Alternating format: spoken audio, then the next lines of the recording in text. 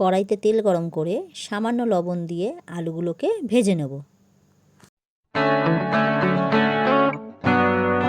একটা পেঁয়াজ ছাড়িয়ে ভালো করে ঘষে নেব।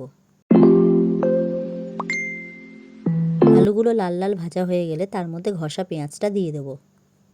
এরপর একটু নাড়াচাড়া করে নেব। এরপর পরিমাণ মতো জিরে, হলুদ ও লঙ্কার গুঁড়ো দিয়ে দেব।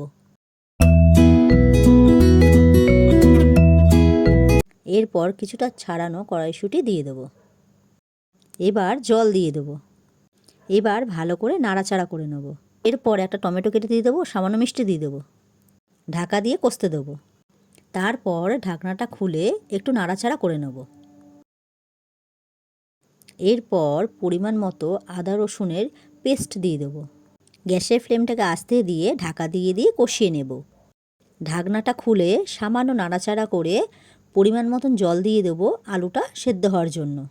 এরপর ঢাকনা দিয়ে দেবো যতক্ষণ না পর্যন্ত আলুটা সেদ্ধ হয়। এরপর ঢাকনাটা খুলে দেখে নেব আলুটা সিদ্ধ হয়েছে কিনা ও সব কিছু ঠিক আছে কিনা টেস্ট করে নেব। রেডি হয়ে গেল আমাদের কড়াইশুঁটি আলুর দম। তো চলো টাটা বন্ধুরা।